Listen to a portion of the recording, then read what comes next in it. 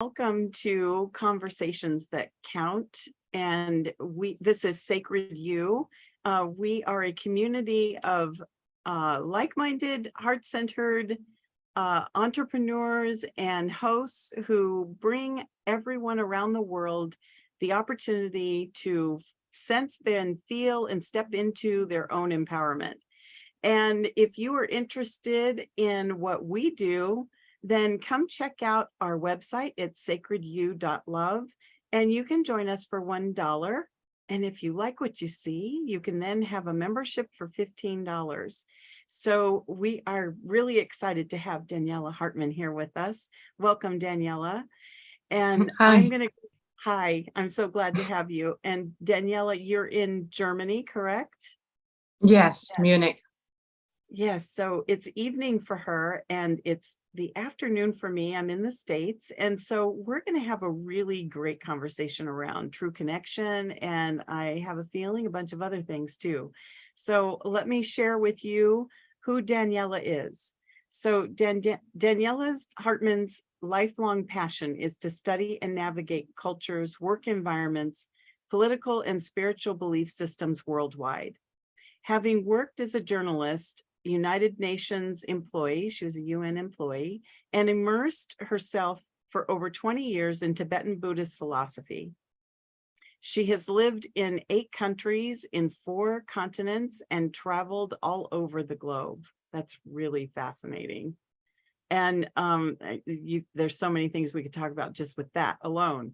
So she now has woven the strands of her learnings and experiences into the grid blueprint to assist influential leaders to actualize their individual recipes of inner truth and guidance.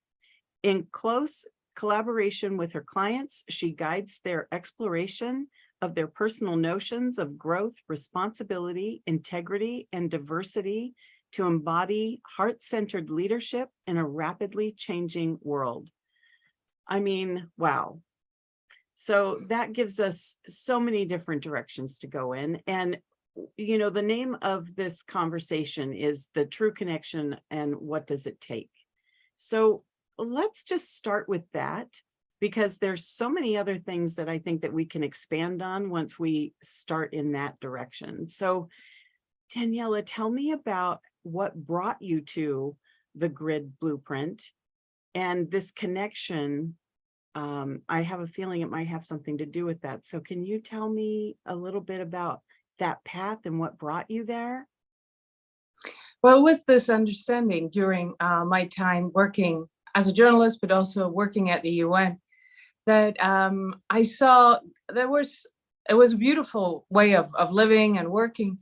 But I found some moments where I found my own integrity a little bit compromised, where I was saying, well, there was certain path I could take, but it would mean to have almost like a little bit of a split personality. And I was like, well, who am I really? What am I actually standing for? If I continue a career like that, I need to stand on firm ground.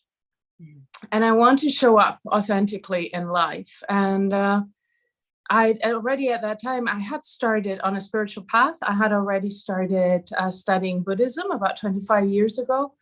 And that moment where I went into a Buddhist monastery, that's 21 years ago now, to find a way to connect to myself, to my mind, to my consciousness, to gain self-mastery. Because I believe we need to know ourselves first and then show up in the world. Right. Yes, I love that. You're speaking my language. So that is so tell me a little bit about, so you went through this process through like going through learning around Buddhism because you went to a monastery. And how long were you there, did you say? 8.5 years, a bit more than 8 years. Okay. So was that the path that obviously was the path that kind of sparked some of this, I'm assuming, is that right? Exactly. There was a moment where I kind of figured out, also being a German and having been born 25 years after the Nazi time, I was kind of wondering, what kind of be. So inhumane? Is it Mm, something in all of us? Is it just a certain mhm. culture? What are the triggers, and what makes us human? What are common values that we have around humanity? That was something even as a child I would think about. Yeah, So I figured out that for me, it's within our mind, it's within our perception that leads us then to certain behaviors. It all starts with the way that we perceive the world, whether we're copying a society or cultural influence or a familial influence, or it's something that mhm. we figured out for ourselves. But we're all triggered actually by our own perception, by our own history, by our own wishes and needs. So if we want to change anything in the world, first of all, we need to understand where our behavior comes from. And then we are the only ones who can change, right? We cannot ask Yeah, anybody yeah, else to change no matter how much we want it. So I thought that was the most, let's say, impactful way yeah, of bringing change into the world, would to kind of look at myself first and start the change with myself, which Mr. right. Mahatma Gandhi also Gandhi figured said, out. yes, right. And it's that ripple effect, right? The moment that you shift, it shifts everyone around you as well, just by Exactly. proximity. So I love that. And tell me a little bit more about, I think it's fascinating what you do and how you work with leadership. And can you explain a little bit more about the Grid Blueprint program? I'm calling it a program. Is that what you call it? It's a process. I would A call it a process. process Okay. that kind of gets us into authenticity. Okay. Beautiful. After having been in India for, yeah, these 8.5 years, and there was a year I was there beforehand. So all in all, it was about 10. And then I moved to Nepal, and I lived in Nepal for 10 years and supported my teacher. And worked as a translator, helping with charitable projects and building up associations. But then COVID hit, and many of my friends started asking me, what about this meditation thing? My mind isn't as calm as I thought it was. Suddenly, people had time at their hands, and their world was shifting so quickly that they were at the same point that I was 20 years before, saying Mm, there's nothing that I can control on the outside, but maybe I can control something inside. Maybe I can yes. gain some clarity. So this whole path of how do we discover our authenticity? How do we find our own Mhm, navigation system, our inner truth? How do we express it? How do we connect to ourselves, first of all, then connect to the people around us, whether it's professional or personal? And then how do we connect to the wider world? How do we stand up for ourselves? That was mhm. something that I found very fascinating. And I Yeah. was asked by quite a few people to support them on this path. So I did that kind of pro bono for a couple of years, but then more and more people started asking me to support them. And so I started the Grid Blueprint, and I went into the grid, meaning Mhm. G for growth, and Okay. then R for responsibility. So growth is like, how do we become who we are? And how can we use the present moment to spur our future growth? Responsibilities, looking at our own mind and behavior, and take some with self-awareness, so we can slowly gain some self-mastery. Yes. I is integrity, what are our values? And D is diversity, the internal diversity that we have. We're Yes. all 500 people pressed in one body. We're, That's children and right. maybe parents, and we're this and that Right. for the outer world, a boss or a client or whatever we are, a Mhm. patient or a doctor.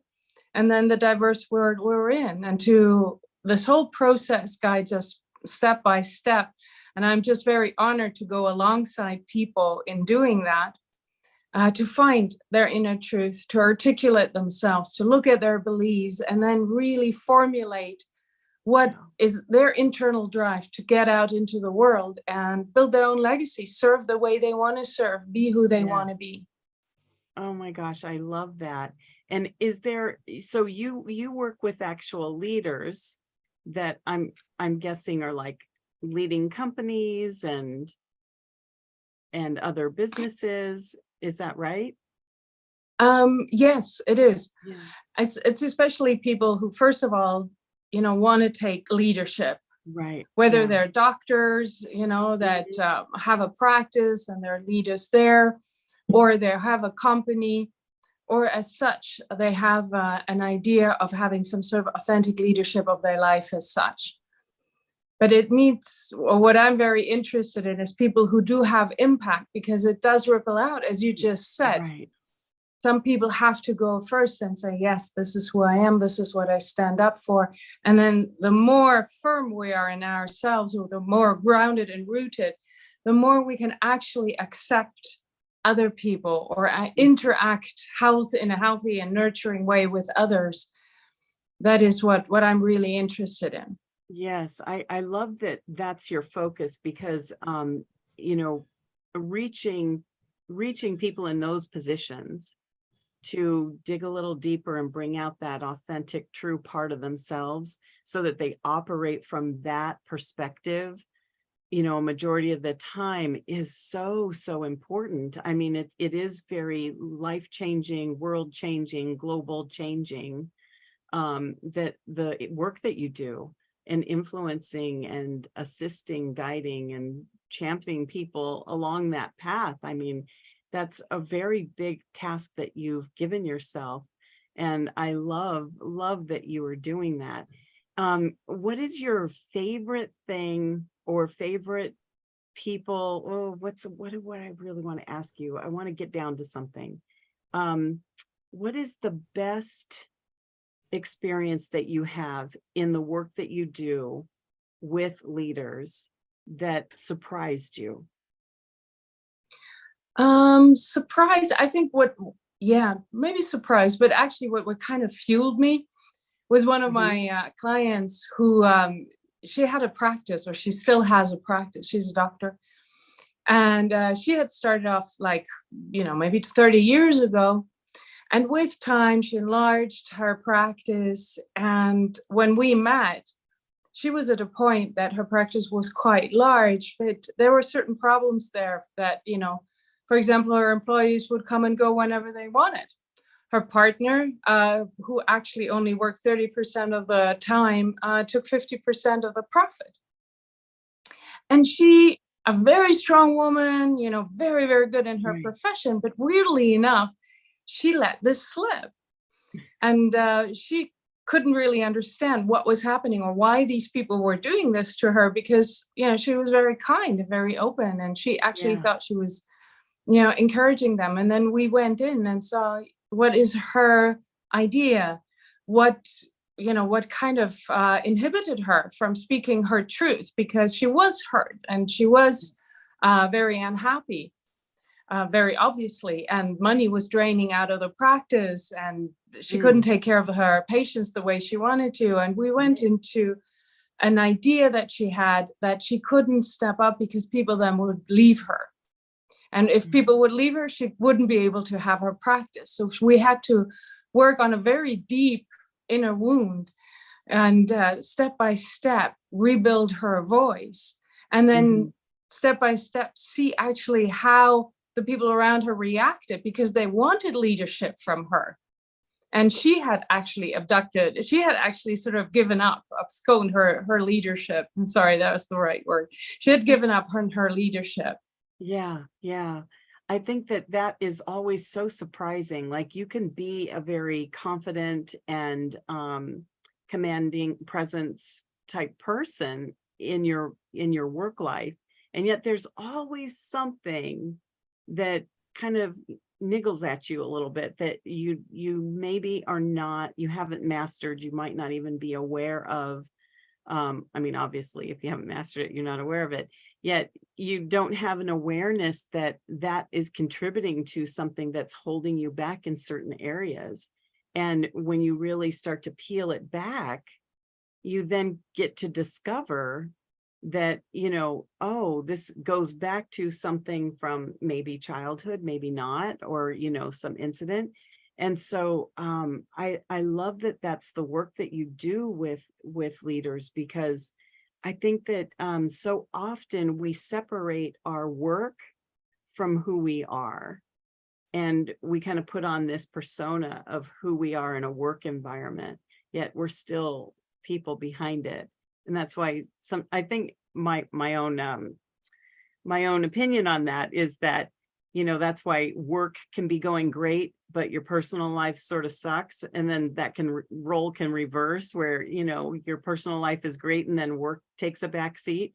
So, really understanding yourself through your grid blueprint is super powerful for people in general and leaders, especially like you said, whether it's you're a doctor or, you run a company.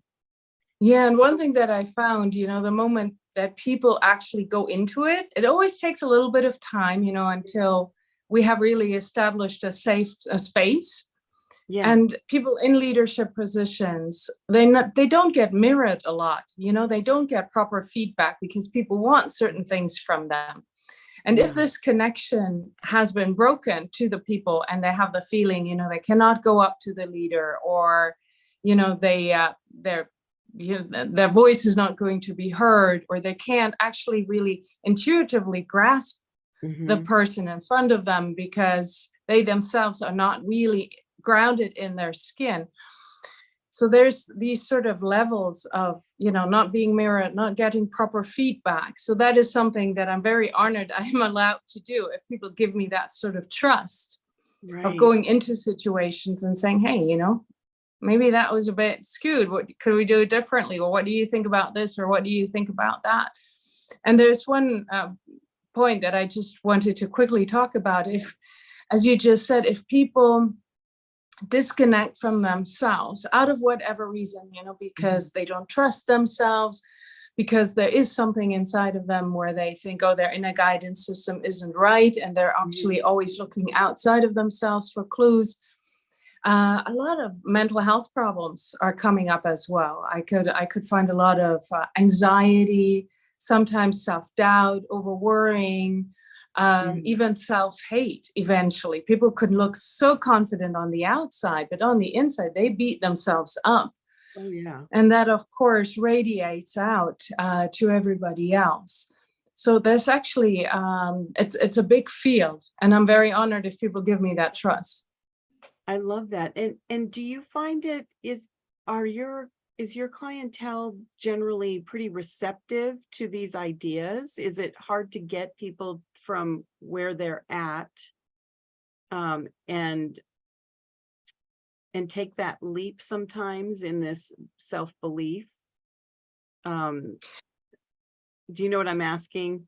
I'm really trying to get to, like, how hard is it to move the needle with some of your clientele, or is it pretty easy? Well, I do a bit, I do free sessions, first of all. So there's I kind of discovery session. I talk to whoever, comes up and thinks is interested in my work. We talk for an hour, and then we both really look, is that going to work or not? Because the grid is not, a self-improvement thing, 1, 2, 3, 4, 5 steps, and you've got it. It is a self-inquiry. Yeah. And it leads towards self-mastery. So there needs to be a very fundamental idea or acknowledgement already that the work has to be internal, that it's not something you can do just like that, 5 minutes, on a Friday afternoon. Well, It right. is a continuous process. Yes. And true connection's not going to happen just by steps 1, 2, and 3 and overnight. Right? Absolutely not. In Tibetan, there's a beautiful step-by-step thing. We call it te sam gom. Te means to intellectually learn something, and sam means contemplate. And that's the second step of really looking, what points are relevant for me? What is not relevant for me? How does it fit me? And that takes a lot of time. So it's what I like to do with people. It's really a handmade or tailored program then for them. But the next one is the most important for me, I believe, and it's called GOM, and often it's translated as meditation. And it's true, it has, awareness to it. Right. But it means actually familiarization. I hope, getting used to something, getting into the habit of changing one's view. And that is something that it just takes time. Yeah. So people need to be ready to invest in themselves. And there is always a moment when we get into the real painful moments, let's say, or Yeah. things Yeah. that have protected us for so Mhm. many years. Certain behaviors Right. actually are just protectors. They can be very detrimental, but they're protectors Yes. on some level. So to let go and to give this protective behavior another space, maybe in life, or maybe dissolving it, or maybe replacing it. There's a lot of grief sometimes around it. And yeah, it needs to be very, yeah, soft is not the right word, but it needs to be consistent. Let's put it that way. Yes, I would agree with you that I love that you frame it in that way. So there's an understanding that um no matter how long you work with someone, the work doesn't end there.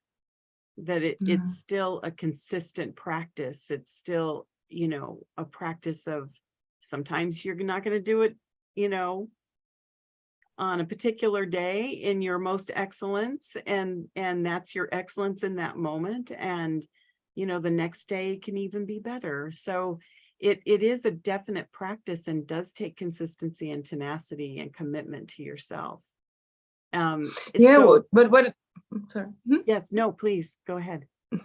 No, I mean, one thing that I love to do with people as a daily practice, I just sort of went into my mind when I talked about this client, the doctor with a practice.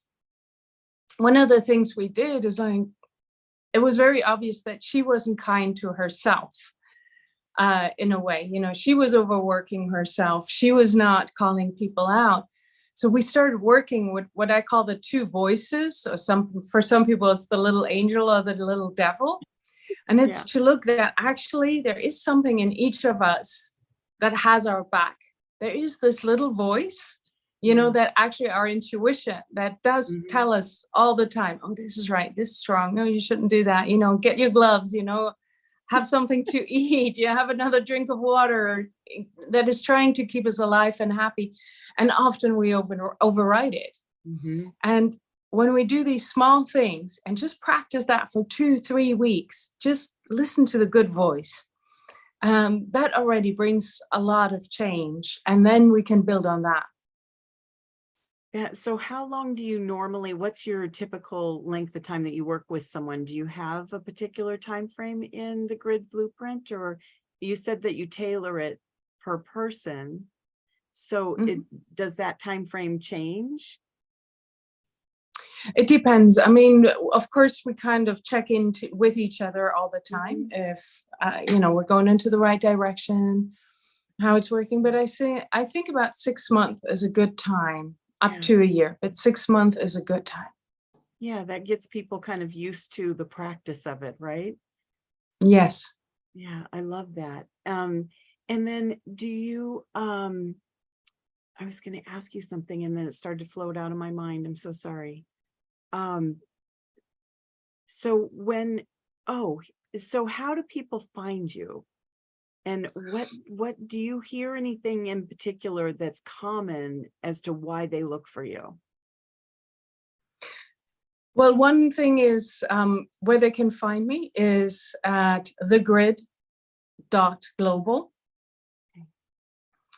And one thing is actually there's this feeling of something is not right. Mhm. And there's this deep, I don't know how to say that. It's like the skin isn't fitting properly, or Yeah. they're looking back and they said, Mhm. like this one doctor, I started my practice 30 years ago. Here I am. Something ain't right.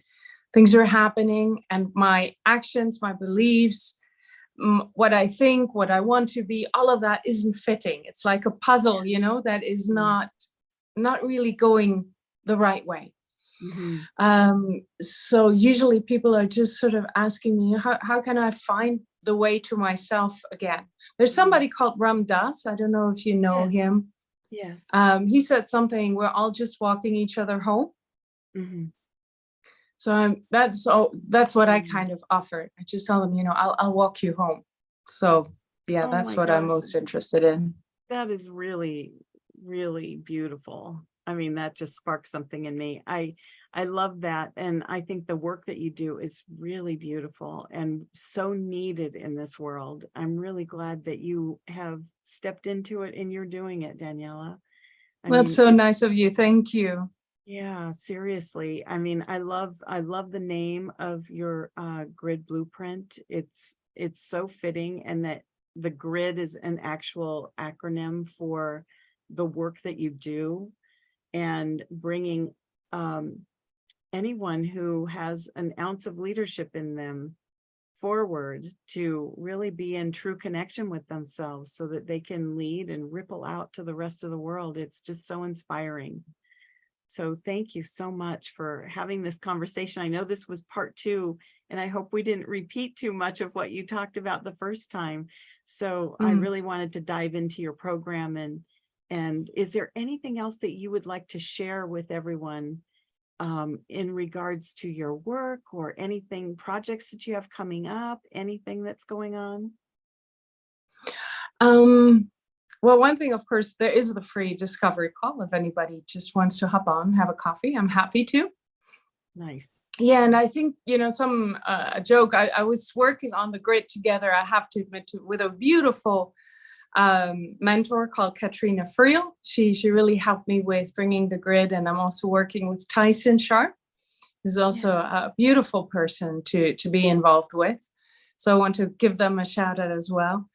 But Nice. I always have this little joke, that it's stepping out of the matrix, so being um, uh, commanded, or that there's outside influences that tell us what to do or how to do it, going into the grid. So out of the matrix, into the grid, into a self-empowered place. And I think it's really important. And we have so much information inside of us already, and people just don't look inside of themselves for for who they are, for what really drives them. It's already, I think, all imprinted in us. And so the grit blueprint is really bringing out our own authentic, genuine core, our own blueprint, and then really live our lives from our own core. And then if everybody does that, then it's such a beautiful dance, because the moment we're grounded, the moment we show up, then we can get into these nurturing, healthy relationships with us, and we can accept others the way they are,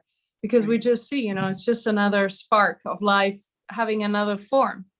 Right. The deeper we are willing to go into the truth, right, Mm, is where we find that space of our authenticity that we can share with one another. I mean, exactly. oh, such good stuff, such good stuff. We could keep talking. I want to make sure that we keep our time. So I appreciate you being here. I loved having this conversation with you. I feel honored to have met you and to share this with everyone. We will have all of your links in below in the comments. So anyone who wants to reach out to Daniela, please do. You have a free discovery call with her, and she does beautiful work. And I'm just so pleased that we got to have this conversation and I got to meet you today. Thank you. Thank you Well, for thank being. you. And I'm so honored also to be part of Sacred You. I mean, all of you guys are doing such beautiful work. And Thank it's you. so important to have this community online, which is so kind, so nurturing. That's really, yeah, that's what I'm Yeah. really looking forward to in the future, that more and more of these communities spring up, get stronger, and that the egos abate, and yeah, our true selves come out. That's right. I love it. Hear, hear. So thank you, everyone. And please come check us out at sacredyou.love, and come join a beautiful community of people who are here to empower you. So thank you again, Daniela. Thank you.